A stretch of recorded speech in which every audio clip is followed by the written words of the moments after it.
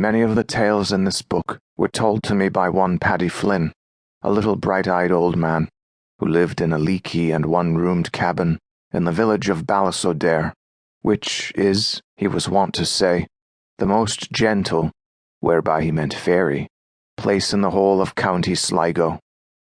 Others hold it, however, but second to Drumcliff and Drumahair. The first I saw him, he was cooking mushrooms for himself. The next time he was asleep under a hedge, smiling in his sleep. He was indeed always cheerful, though I thought I could see in his eyes, swift as the eyes of a rabbit when they peered out of their wrinkled holes, a melancholy which was well nigh a portion of their joy, the visionary melancholy of purely instinctive natures and of all animals. And yet there was much in his life to depress him, for in the triple solitude of age, eccentricity, and deafness, he went about much pestered by children. It was for this very reason, perhaps, that he ever recommended mirth and hopefulness.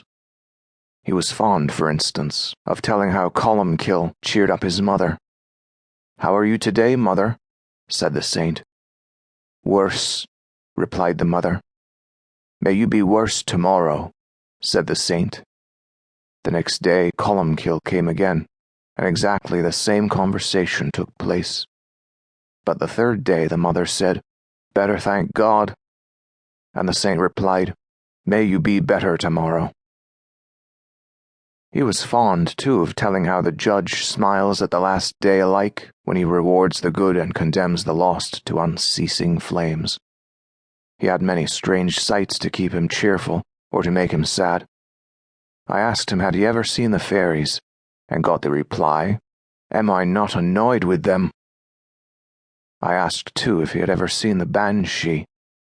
"Oh, I have seen it," he said, "down there by the water, batting the river with its hands."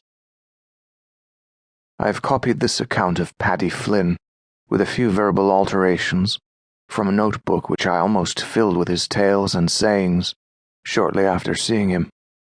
I look now at the notebook regretfully, for the blank pages at the end will never be filled up. Paddy Flynn is dead.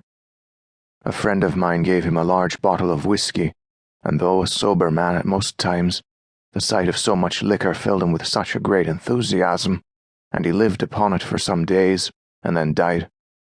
His body, worn out with old age and hard times, could not bear the drink as in his young days. He was a great teller of tales, and unlike our common romancers, knew how to empty heaven, hell, and purgatory, fairyland and earth, to people his stories. He did not live in a shrunken world, but knew of no less ample circumstance than did Homer himself. Perhaps the Gaelic people shall by his like bring back again the ancient simplicity and amplitude of imagination. What is literature but the expression of moods by the vehicle of symbol and incident?